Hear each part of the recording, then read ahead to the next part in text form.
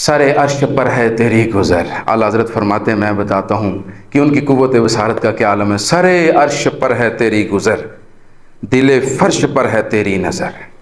سر عرش، عرش کا بھی جو سر ہے نا اس سے بھی اوپر، سر عرش پر ہے تیری گزر، دل فرش پر ہے تیری نظر۔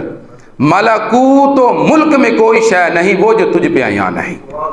ملکوت اور ملک میں کوئی شے جہاں جہاں اللہ کی ملکیت ہے وہاں وہاں پہ تیری نظر ہے۔ امام طبرانی معجم الصغیر میں بیان فرماتے ہیں، حضرت ابو ہریرہ اس کے راوی ہیں، آپ فرماتے ہیں جب حضرت موسیٰ علیہ السلام نے کلم اللہ موسیٰ، حضرت موسیٰ علیہ السلام نے اللہ سے کلام کیا، کانا یبصر دبیب النمل علی الصفا فی اللیلۃ الظلماء من مسیرۃ عشرۃ فراسخ۔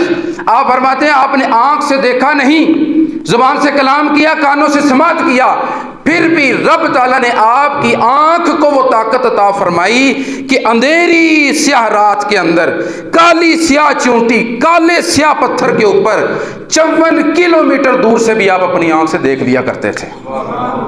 یہ حضرت موسیٰ علیہ السلام کو اللہ نے آپ کی آنکھ کو یہ کمال عطا فرمایا، جب کہ آپ نے آنکھ سے اللہ کو دیکھا نہیں ہے، اللہ کا دیدار کیا نہیں ہے، آپ نے زبان سے کلام کیا، کان سے سماعت فرمایا۔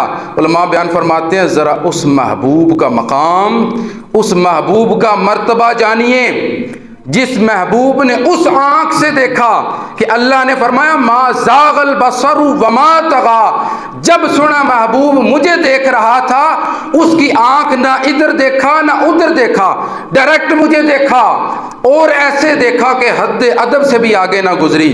آقا کریم صلی اللہ علیہ وآلہ وسلم جنہوں نے اس آنکھ سے دیکھا، ان کی قوت بصارت کا کتنا عالم ہوگا، ان کی قوت بصارت، ان کی آنکھ کی بینائی کی قوت کا کیا عالم ہوگا۔ سر عرش پر ہے تیری گزر۔ اعلیٰ حضرت فرماتے ہیں میں بتاتا ہوں کہ ان کی قوت بصارت کا کیا عالم ہے۔ سر عرش پر ہے تیری گزر، دل فرش پر ہے تیری نظر۔ سر عرش، عرش کا بھی جو سر ہے نا اس سے بھی اوپر، سر عرش پر ہے تیری گزر، دل فرش پر ہے تیری نظر۔